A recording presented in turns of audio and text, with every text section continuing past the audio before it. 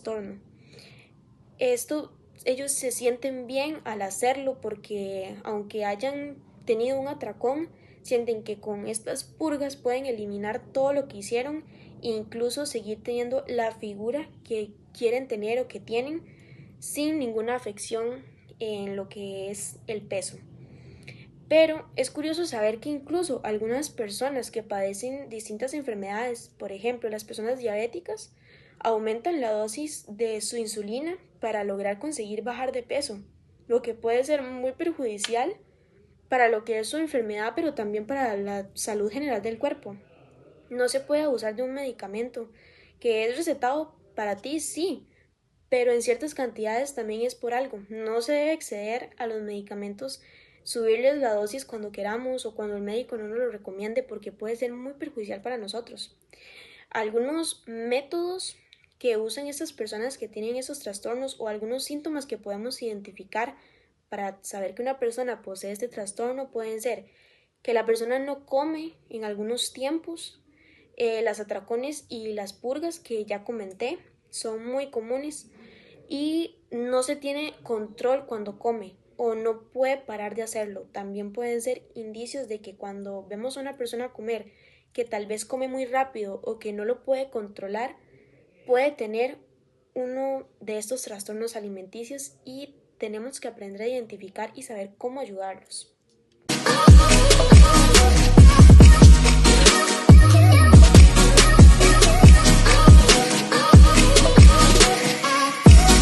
Por otro lado, tenemos también el trastorno alimentario compulsivo, que se parece mucho a la bulimia porque ambos consisten en consumir mucha cantidad de alimentos en un lapso muy corto de tiempo. Pero ¿cuál es la diferencia? Que en la bulimia se producen las llamadas purgas y en este trastorno no se producen, por lo que entonces se preguntan ¿cómo hacen las personas para eliminar los sentimientos posteriores a cuando da una crisis? Ya que en la bulimia lo hacen en manera de purga.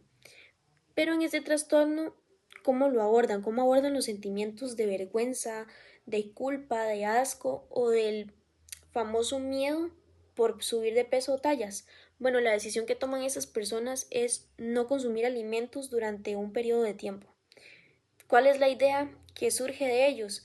Bueno, consumir demasiados alimentos y demasiadas calorías ahora.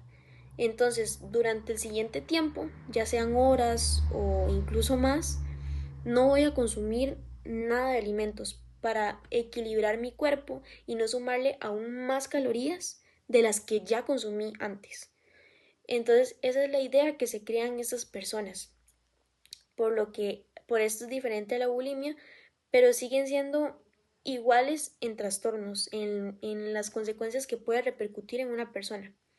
De igual manera, las personas que padecen este trastorno casi siempre se ocultan para comer, porque generalmente no saben cuándo les va a dar uno de estos atracones y tal vez no quieren hacerlo delante de alguna persona con la que no tengan confianza o incluso una con la que sí lo tengan, porque ellos no saben que tienen un problema y no saben cómo puede reaccionar la otra persona al ver cómo está actuando a la hora de comer. Por lo que entonces deciden que a las horas que van a comer se esconden o comen solas por si uno de estos atracones se da. Esto generalmente le pasa a las personas una vez por semana o incluso puede pasar más veces, por lo que toman estas decisiones. De igual manera, tenemos algunos síntomas o algunos métodos que estas personas utilizan que también podemos identificar para poder ayudarlas, que son, los atracones que son muy comunes, el no ingerir alimentos por una cierta cantidad de tiempo y el no controlar el consumo de alimentos al comenzar a ingerirlos, porque como ya dije, ellos tal vez no saben cuándo va a venir un atracón. Pero, por ejemplo, estás comiendo con una persona y ves que empieza a comer y come muy rápido, muy descontroladamente, o no puede parar de hacerlo, como si no hubiera comido en días. Bueno, esto puede ser una señal de que esa persona tiene este trastorno o algún otro, pero puedes saber identificarlo para ayudarla en el momento y que este problema no se extienda a más.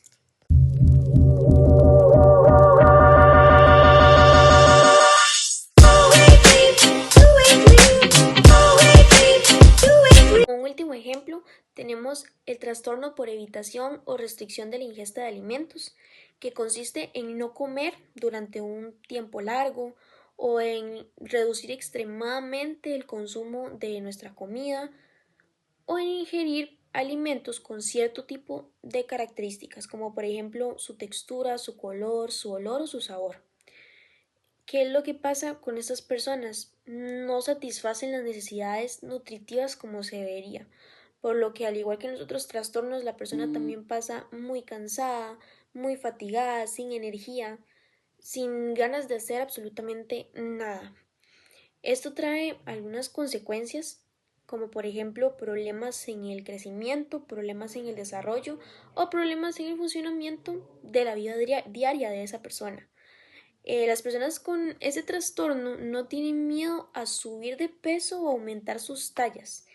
En cambio, lo que a ellos les da es más bien miedo de lo que les pueda pasar a la hora en la que están consumiendo alimentos, como por ejemplo el miedo a atragantarse, el miedo a producir alimentos después de comer, el miedo a que la comida me caiga mal, entonces me produzca algún problema intestinal.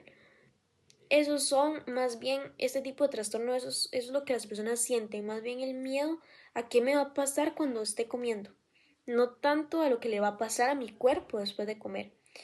Este trastorno generalmente, según las estadísticas, se da mucho en niños, por lo que hay que prestarles mucha atención a los niños, porque sí, se puede dar en cualquier persona, pero si se da desde una muy temprana edad, estos niños pueden producir muchos problemas a lo largo del tiempo, cuando ya sean jóvenes o cuando sean adultos,